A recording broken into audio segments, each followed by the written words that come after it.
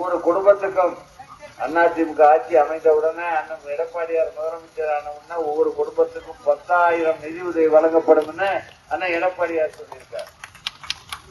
அது மட்டுமல்ல, நம்முடைய பெண்களுக்கு, நம்முடைய குடும்பத்திற்கு ஒவ்வொரு வீட்டிற்கும் பெட்டி வழங்குறேன்னு சொல்லியிருக்காங்க. குளிர்சாதன பெட்டி ஏற்கனவே அம்மா இருக்கிறப்ப சொன்னாங்க கிரைண்டர், மிக்சி, ஃபேன் உங்களை நம்பித்தான் சொன்னாங்க. எல்லாருக்கும் கொடுத்தாங்களா இல்லையா?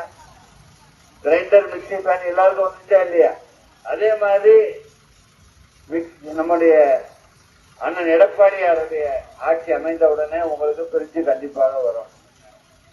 ஒவ்வொரு குடும்பத்துக்கும் 10,000 ரூபாய் குடும்ப தொகை உதவித்தொகையாக வழங்கப்படும். இப்ப 1000 ரூபாய் பென்ஷன் வாங்கி 1000 ரூபாய் உதவித்தொகை வாங்கி இருக்கவங்க 2000 ரூபாய் தரேன்னு சொல்லியிருக்காரு. பெண்களுக்கு மட்டும் இலவசமா இல்ல, ஆண்களுக்கும் இலவசமாக பேருந்து பயணம் செய்ய அனுமதி வழங்கப்படும் என்று சொல்லியிருக்கார். எனவேதான் மக்களுக்காக ஒரு ஆட்சி, மக்களாட்சி வர வேண்டும், அது அண்ணன் எடப்பாடியார் தலைமையிலே வர வேண்டும் என்று சொல்லி இன்றைக்கு தமிழ்நாடு முழுவதும் அதிமுகவுக்கு ஆதரவான அலை வீசிக் கொண்டிருக்கிறது. சுமார் 210 தொகுதியில அதிமுக வெற்றி பெறும் என்று பல்வேறு பத்திரிகைகளில், ஊடகங்களில் செய்தி வந்து கொண்டிருக்கிறது. நம்ம தொகுதியை பற்றி நான் சொல்ல வேண்டியதில்லை. எப்பவுமே நம்ம கையில் அந்த சின்னத்துக்கு போனா ரெட்டையில தான் கொடுத்தோம். இந்த முறையும் உங்கள் வாக்குகளை ஒரு கணம் யோசிச்சு, இந்த 5 வருஷத்துல நமக்கு என்ன செஞ்சாங்க, ஒரு குடும்பத்தில தான் அந்த ஆட்சி போய் சேர்ந்தது. ஒரு வருஷத்துல 30,000 கோடி ஊழல் செஞ்சிருக்காங்க. 30,000 கோடி பணம் இருக்கு, இதை நான் என்ன செய்யணும் அப்படின்னு தெரியாம இருக்கேன்னு சொன்ன நிதியமைச்சர் இப்ப தேர்தல் நிக்கிறார். ஒரு வருஷத்துல 30,000 கோடின்னா 5 வருஷத்துல எத்தனை ஆயிரம் கோடின்னு கொஞ்சம் யோசிச்சு பாருங்க. எங்க பார்த்தாலும் டாஸ்மாக்.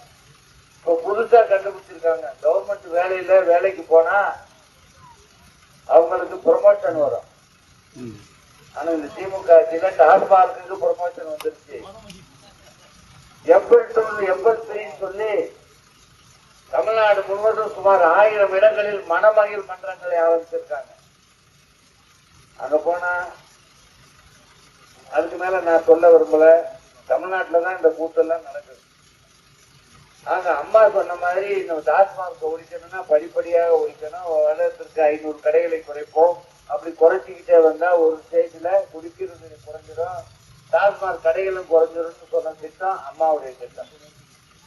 இவங்க என்ன பண்றாங்கன்னா, டாஸ்மாக் கடை மட்டும் பத்தாது, எம்பெட்டோன்னு ஒரு கடை இருக்கு, அது பூரா மணமகிழ் மன்றமாக நடக்கும் அப்படின்னு இன்னைக்கு இந்த ஆட்சி நடந்து கொண்டிருக்கிறது. இந்த ஆட்சியினுடைய அவலங்களால் தான் இன்றைக்கு பெண்கள் பாதுகாப்பு இல்லை. தயவுசெய்து யோசிச்சு பாருங்க. நம்ம வீட்டு பிள்ளைங்க ஸ்கூலுக்கோ அல்லது வேலைக்கோ சென்றால் குறித்த நேரத்தில் வரவில்லை என்றால் நம்ம எவ்வளவு கவலைப்படுறோம், எவ்வளவு வருத்தப்படுறோம். எங்க நம்ம பிள்ளை இன்னும் வந்து சேரலையேன்னு. என்ன காரணம்? அம்மாவுடைய ஆட்சியில் இப்படி நம்ம கவலைப்படுவோமா? தைரியமாலாம் இருப்போம், எப்ப இருந்தாலும் பிள்ளை வந்துடும் அப்படின்னு நினைப்போமா இல்லையா? இன்னைக்கு அந்த அளவுக்கு மோசமா இந்த ஆட்சியில சட்டம் ஒழுங்கு இருக்கு.